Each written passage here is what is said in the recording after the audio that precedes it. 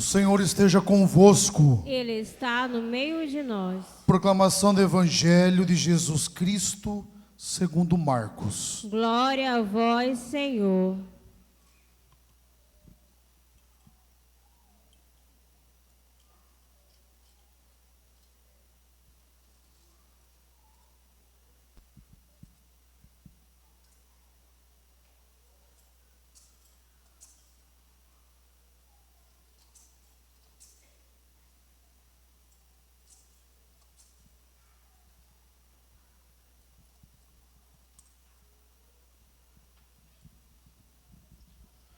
Naquele tempo, Jesus saiu de novo da região de Tiro, passou por Sidônia e continuou até o mar da Galileia, atravessando a região da Decápole. Trouxeram então um homem surdo que falava com dificuldade e pediram que Jesus lhe impusesse a mão. Jesus afastou-se com o homem para fora da multidão. Em seguida, pôs os dedos nos seus ouvidos, cuspiu e com a saliva tocou a língua dele. Olhando para o céu, suspirou e disse: Efatá, que quer dizer abre-te. Imediatamente seus ouvidos se abriram, sua língua se soltou e ele começou a falar sem dificuldade. Jesus recomendou com insistência que não contassem a ninguém, mas quanto mais ele recomendava, mais eles divulgavam. Muito impressionados diziam: ele tem feito bem todas as coisas. Aos surdos faz ouvir e aos mudos falar. Palavra da salvação. Glória a vós, Senhor.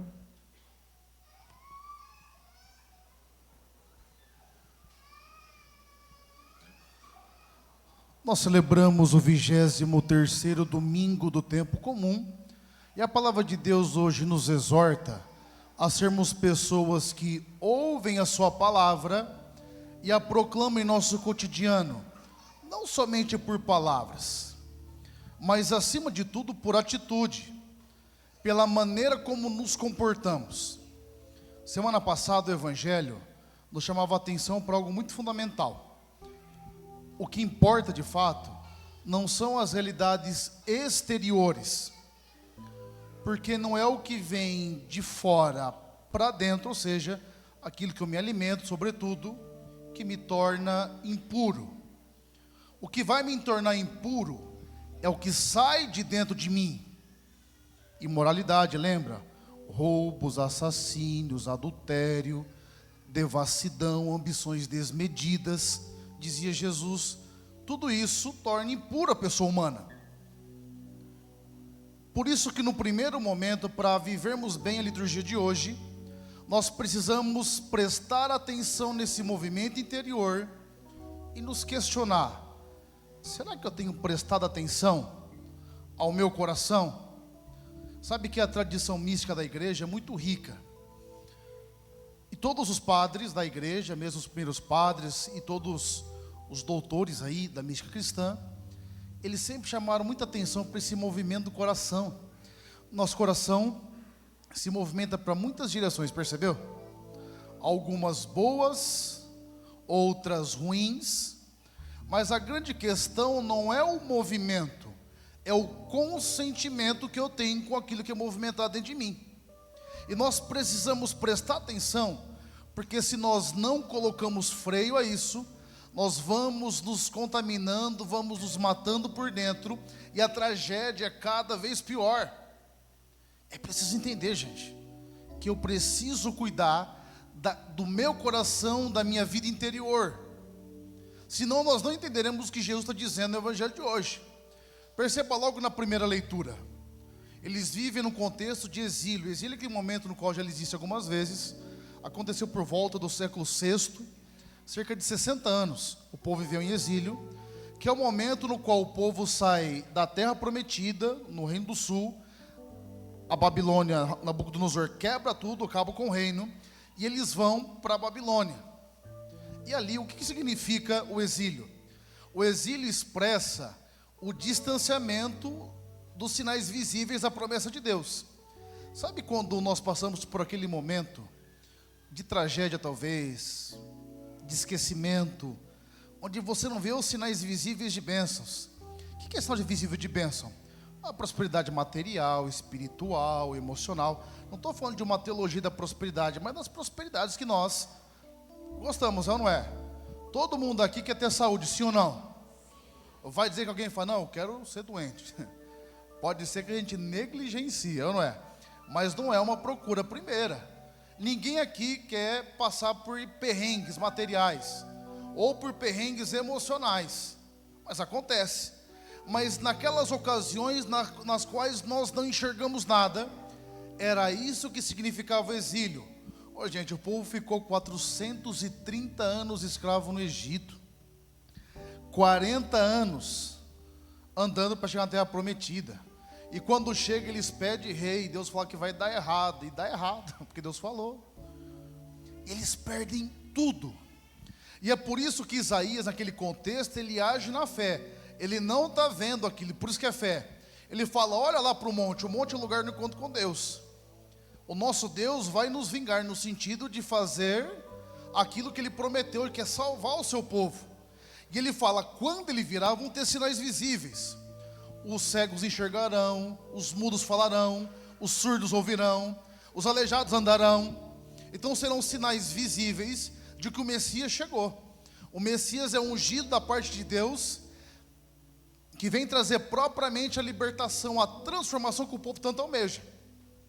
É por isso que quando olhamos os milagres de Jesus, nós não podemos olhar meramente como um fato extraordinário, de fato era, mas quando Jesus realiza um milagre, Ele está dizendo duas coisas sobretudo. Primeiro, quem Ele é, o Messias. Segundo, como é que eu devo me comportar em relação a Ele. E é curioso como acontece esse milagre. Perceba que alguém leva esse enfermo até Jesus. Ou seja, alguém que sabia que Jesus era o Messias, sabia que Ele podia curar. Falou, não, se tem alguém que pode resolver seu problema, é Jesus, então eu vou te levar para Jesus. Quantas pessoas nós temos nos preocupado em levar para Jesus? Será que nós já reconhecemos Jesus como alguém capaz de resolver a nossa situação? Ou a gente caminha como o povo da época à procura de amuleto? O povo da nossa época, eles gostam, quando eu falo amuleto, não falo simplesmente objetos apenas, se bem que tem muito disso, né? Tem um povo que põe escapulário, e eu também uso escapulário, e que tem uma promessa, né? Que Nossa Senhora vem buscar no sábado. Mas dependendo do jeito que você viver, não é Nossa Senhora vai buscar não, viu, gente? Pode ter 10 escapulários para você de brilhante escapulário. Então, tem que ter responsabilidade, não é um amuleto. É que nem um povo que fala, Padre, abençoa meu carro, manda 300 por hora, velho. Aí não há benção que segura, é ou não é? Por isso que eu falo, até uma velocidade Deus guarda, depois Ele aguarda. Então tem que tomar cuidado, tem que ter prudência, porque nós precisamos fazer a nossa parte, gente. Precisamos fazer a nossa parte. É por isso que a primeira coisa é eu reconhecer que Jesus é Senhor, que Ele é o Messias. E eu tenho que querer trazer as pessoas para Ele. Porque a experiência com Jesus tem que ser algo tão bom, que eu falo, não é possível que eu vou ficar só comigo isso. Não, eu quero que outras pessoas experimentem. E Ele vai e leva Jesus, essa pessoa até Jesus. E Ele leva, Ele quer que Jesus ponha a mão nele. É curioso que Jesus tira ele do meio da multidão. E todas as vezes que vocês lerem multidão no Evangelho, não está querendo dizer meramente um aglomerado de pessoas. A multidão é uma categoria de discípulo. É um tipo de pessoa que segue Jesus. A multidão é aquele povo que gosta de ver, sabe?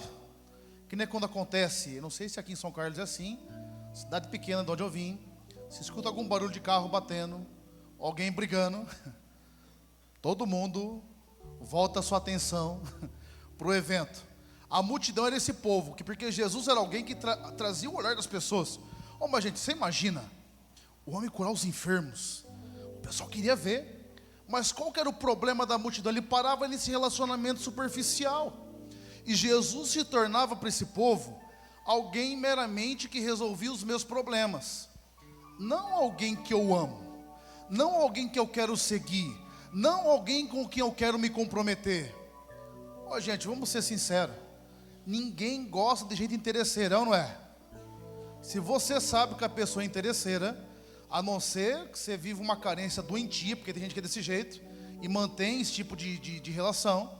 Se você sabe que a pessoa vai atrás de você por aquilo que você tem, você pode até ajudar, mas você não vai ter intimidade com essa pessoa, sim ou não? É claro, ninguém vai fazer isso. E você percebeu que muitas vezes nosso relacionamento com Jesus é interesseiro? Eu não estou falando que nós não temos interesse, todas as vezes nós temos, ninguém vai desinteressado. Mas qual que é o interesse? É na pessoa de Jesus ou nas coisas que ele pode oferecer? A multidão procurava só aquilo que ele podia oferecer. É por isso que ele cura, ele tira do meio da multidão. E ele cura de um jeito bastante peculiar. Você vê que o pessoal vem para ele pôr as mãos. O que ele faz? Ele coloca o dedo nos ouvidos e diz uma palavra grega, efatá. Depois ele pega a saliva. Olha que estranho essa pessoa. É assim, ó. Só se você vem, padre, cura aqui, eu faço. Já não vai querer mais cura. Já. E ele vai e coloca saliva na língua do homem, não volta a falar. Mas ele tira da multidão. E depois ele fala uma coisa que parece até absurda. Ele fala, ó, tem um monte de gente vendo. Ele fala, não conta para ninguém. Ô gente, vamos ser sinceros. Como é que você não vai contar? O homem era mudo, passa falando, ele está contando, só dele falar. É ou não é? Até então você assustava ele, não assustava. Agora está vendo as coisas. Está falando. Ele já diz. E você acha que quem viu não vai contar? Você imagina uma coisa. Você chegar em casa e falar assim, olha, eu vi um negócio. Você vai querer contar para todo mundo. Mas por que Jesus pede isso? Os estudiosos dizem que existe uma posição de Jesus chamado segredo messiânico. Ele não quer que as pessoas o procurem por causa desses feitos extraordinários, porque ele sabe que ia chegar uma hora que ia ter só a multidão atrás dele e ninguém comprometido. Tanto que se você prestar atenção, Jesus caminhou mais próximo de quem? Dos 12. Daqueles que procuravam eles, e ele formou esses 12, para que esses 12 formassem outros e outros e outros e outros e outros.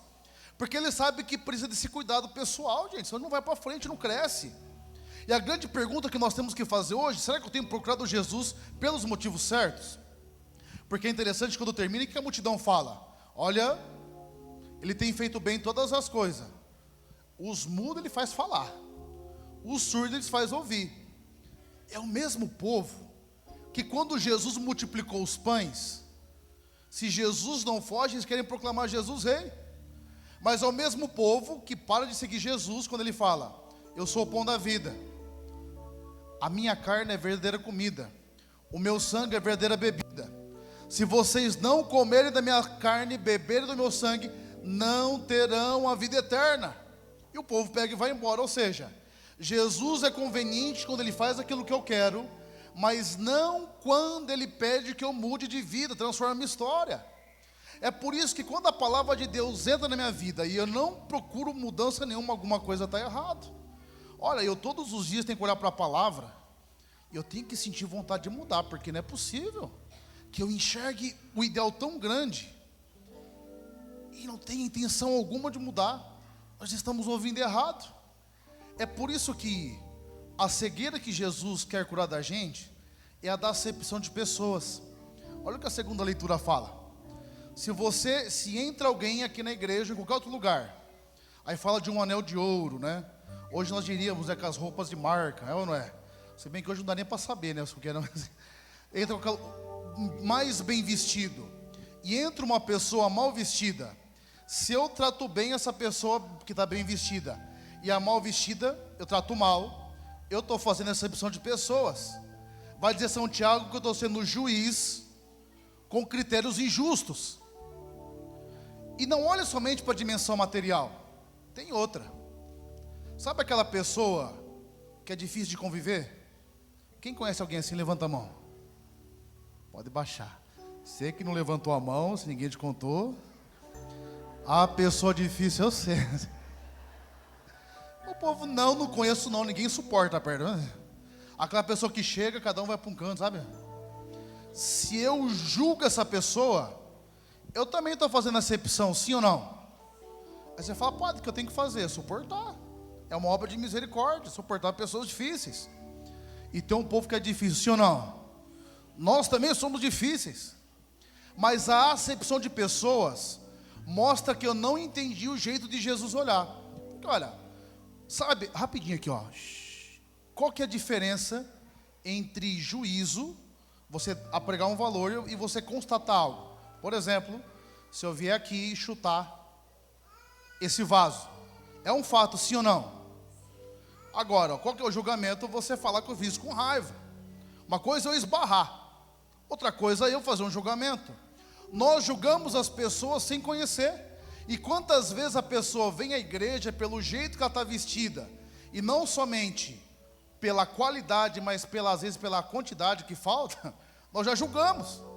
Estou falando que está certo? Não. Mas qual é a atitude alguém que está em Jesus? É rezar para que essa pessoa faça uma experiência. É uma dinâmica de cuidado. É um outro olhar que muitas vezes nós não temos. E sabe por que é importante esse olhar? Porque tem que fazer com que eu olhe de frente às pessoas de casa. Normalmente, os filhos, você não pensa em jogar fora, não é? Mas o resto, você pensa, porque saiu de você. Mas qual que é a atitude certa? Não é querer que a pessoa suma, fuja, desapareça. É pedir que ela se encontre. É pedir que ela faça uma experiência. Você percebeu como que nós estamos cegos? Como que nós estamos surdos? E se eu estou cego e surdo, como é que eu vou falar? O grande problema nosso, deixa eu dizer uma coisa. Nós procuramos a palavra muitas vezes para justificar aquilo que já temos feito. Eu posso dizer um critério para você perceber o que é importante para você? Olha para aquilo que você tem medo de perder. Olha para aquilo que você tem medo de perder. Pelo amor de Deus, entenda bem o que eu vou dizer. Talvez seja um ente querido. Ninguém quer perder ente querido. Eu já perdi na minha família, você já perdeu. Talvez sejam os bens materiais. Talvez seja status, a visibilidade, a imagem que nós temos. Mas se Jesus é Senhor, nada disso é importante. E sabe o que nós não entendemos ainda? Eu falo por mim, inclusive. Quando Cristo nos adquiriu na cruz, Ele nos amou com um amor impagável. Ele pagou uma conta que eu não era capaz de pagar. E sabe o que é extraordinário nisso? Ele não obriga que eu diga sim para Ele. Você pode dizer não para Deus, como você pode dizer sim. É claro que Ele espera que você diga sim, porque é no sim que há vida plena. Mas nós podemos dizer não, sim ou não? Eu não posso dizer, eu não vou seguir mais, eu não vou ouvir, eu não vou fazer. Eu posso ficar indiferente, eu posso achar que passou pelo ouvido, entrou pelo ouvido, saiu pelo outro. Eu posso ver desse jeito. Ele nos deu essa liberdade. E sabe o que é mais forte nisso tudo? O padre já está acabando já. Na Semana Santa, na quinta-feira da Paixão, tem sempre um texto que mexe muito comigo. Lembra quando Jesus pega aquele pedaço de pão molhado e dá para Judas? Na cultura judaica, isso é a maior honraria. É como se equivalesse aí ao primeiro pedaço numa festa, sabe?